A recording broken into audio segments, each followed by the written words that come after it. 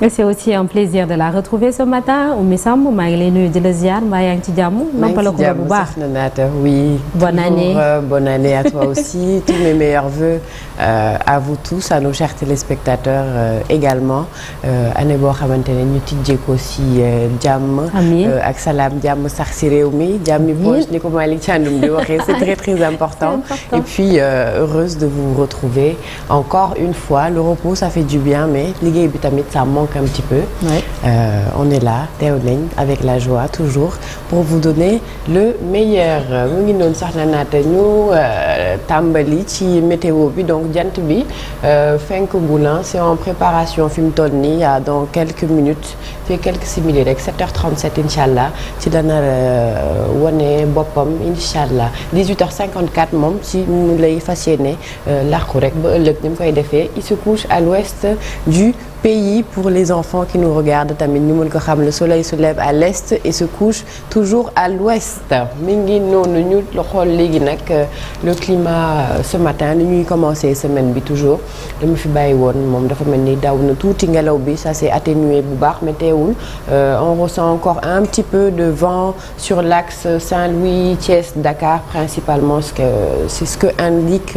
le bulletin en tout cas et puis vent beaucoup plus faible à l'intérieur du pays côté fraîcheur matinale donc ça s'est atténué tuuti au niveau du ressenti par rapport ak il y a 2 semaines environ le pic de chaleur c'était un petit peu reparti fan yi passé donc ça se répercute encore ci suba gi la température est encore assez fraîche 15 degrés 14 degrés autant pour moi ressenti à 6h30 au nord du pays et puis à l'extrême sud également diggante Ziguinchor Sédhiou Kolda Kédougou température yi wàcc nañ ba 15 degrés ci matinée bi 6h30 c'était le pic et puis là on remonte 17 la ñuy am ci Sédhiou 16 degrés pour Kaffrine 17 ci Matam 18 pour le Saint-Louis Dakar di retenir toujours la température maximale ça n'a pas changé diggante vacances yi nii ak léegi on reste toujours sur les maxi des maxi pour la matinée 20 degrés du côté de Tambacounda ànd ak asamaan boo xamante ni moom c'est de fin mooy voile nuageux bi sax na naata qui est toujours présent si yenn gox-goxaan yi fu mel ni Saint-Louis Louga Thiès ainsi que Dakar et puis à l'extrême sud du pays ci centre bi moom asamaan su leer dañ nar a nemmeeku en tout cas ci suba gi bu ñu xoolee digg bëccëg bi le changement comment ça va se passer donc température yoo xamante ni bu jant bi on a de la fraîcheur nocturne et matinale jant bi moom bu xasee ba teew rek la température se réchauffe c'est tout à fait logique 40 mu ngi nii moom la ñuy retrouver ci Kaffrine 37 ci Diourbel 38 degrés pour Matam ainsi que Tambacounda et Thiès 27 degrés on est en dessous des 30 regardez 27 ci Dakar contre 40 degrés à Kaffrine 13 degrés de différence lay doon dans le même pays c'est taxu koo sori noonu mais ce qui explique ça c'est toujours alizé maritime yi et puis géej gi ngeen fàttaliku joue un rôle toujours de régulateur thermique mu ngoog 35 degrés à Kédougou 36 à Kolda 36 également du côté de Ziguinchor jant bi moom bu fës ci bassin arachidier bi tuuti boori Matam quelques fins voiles nuageux sur les localités sud et nord-ouest du pays donc c'est un temps boo xamante ni c'est stable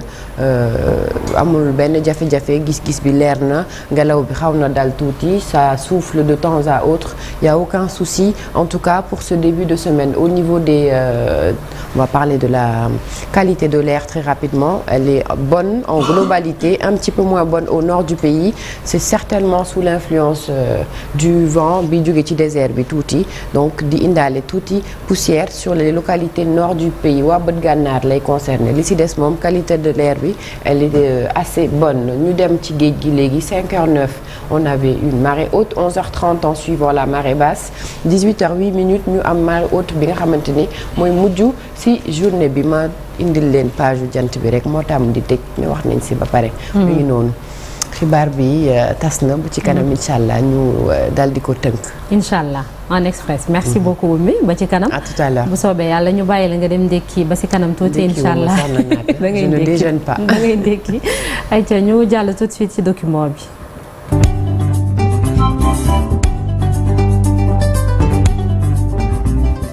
alors document bi assez triste quand même ndax def na benn